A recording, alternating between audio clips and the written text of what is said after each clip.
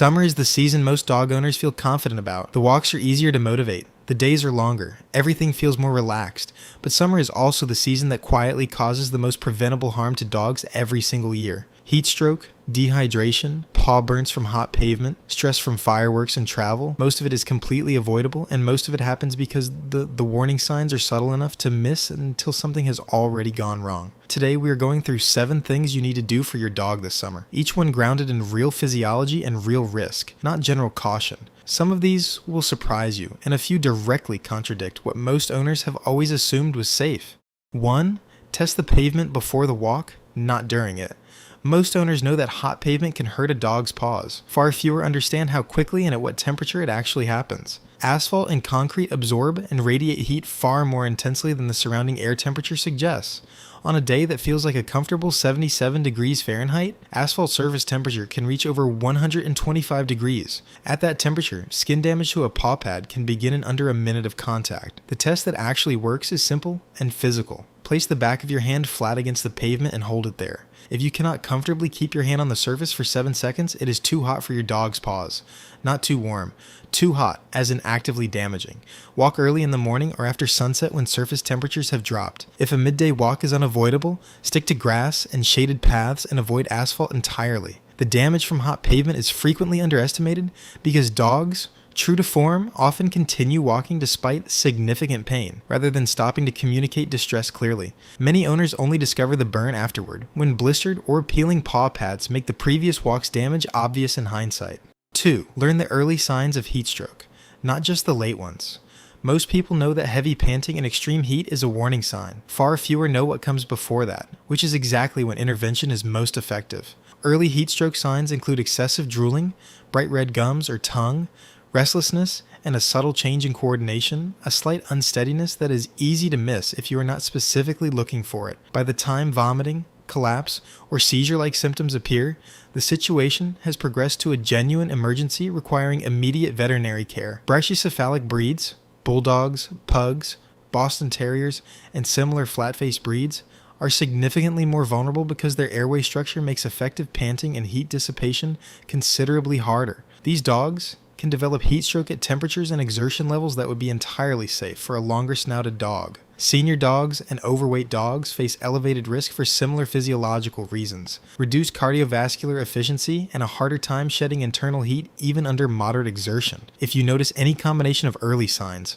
move your dog to a cool, shaded area immediately, offer water, and apply cool, not ice cold water to their belly, paw pads, and ears, where blood vessels are close to the skin and cooling is most effective. Then call your veterinarian regardless of how quickly they seem to recover. Internal damage from overheating can continue even after surface symptoms improve. 3. Never leave them in a parked car, even for a minute. This one feels obvious and gets ignored constantly anyway, usually with the justification that it will only be a few minutes. The physics here are worse than most people intuitively understand. On a 70-degree day, the interior of a parked car can reach over 100 degrees in under 20 minutes, even with the windows cracked. On a 90-degree day, that same car can exceed 160 degrees within an hour. Cracking the windows makes almost no measurable difference to this trajectory. A dog's normal body temperature sits around 101 degrees Fahrenheit. Once their body temperature crosses approximately 106 degrees, organ damage begins, and the risk of death increases sharply from there. This entire process can happen in a parked car in well under the time it takes to run into a store and check out. There is no errand short enough to justify this risk. If your dog cannot come inside with you, they should not be in the car at all during the warmer months.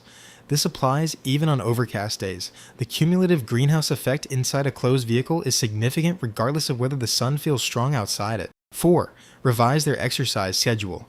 Not just the timing, the intensity most owners adjust by simply moving the walk earlier or later in the day.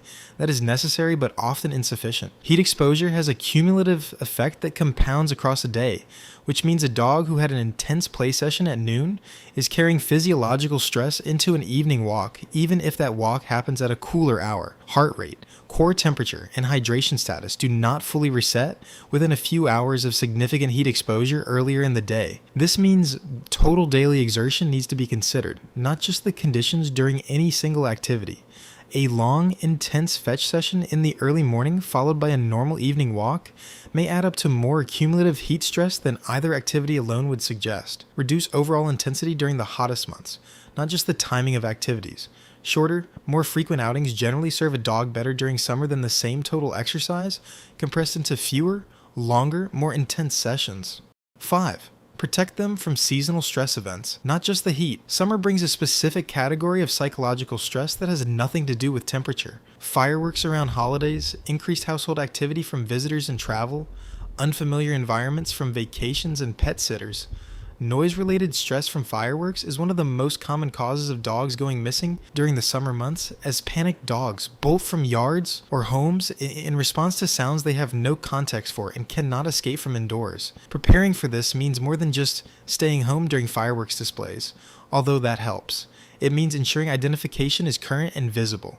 Microchip information is updated if you have moved recently, and your dog has access to an interior room that muffles sound during predictable high noise events like a known fireworks display in your area. For dogs with significant noise sensitivity, this is worth planning for in advance rather than managing reactively in the moment.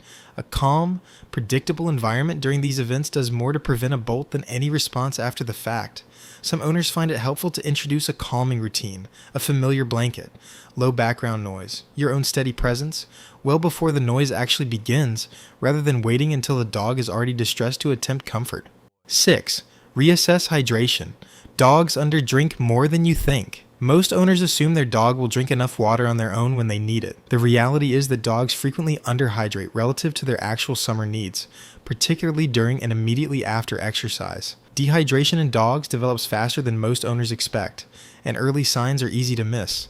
Slightly tacky gums, rather than the normal wet sheen, skin that does not snap back quickly when gently pulled up at the scruff, and lower energy that gets attributed to heat or tiredness rather than fluid loss specifically. Carry water on every summer outing, regardless of how short you expect it to be. Offer it proactively at regular intervals rather than waiting for your dog to show obvious thirst, since the instinct to drink does not always keep pace with actual physiological need during heat exposure. Adding a small amount of low sodium broth to water can encourage reluctant drinkers without introducing anything harmful. 7. Do not assume they are fine just because they are still moving. This is the underlying principle that ties every other point together, and it is the one most responsible for preventable summer emergencies. We have covered extensively in this series how dogs are wired to mask distress rather than display it openly. This instinct does not pause during a heat wave.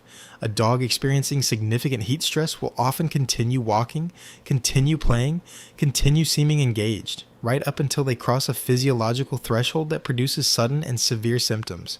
The absence of obvious distress is not the same as the absence of risk. This is precisely why proactive measures, checking pavement temperature before the walk, adjusting timing and intensity in advance, monitoring hydration continuously rather than reactively, matter more during summer than almost any other season.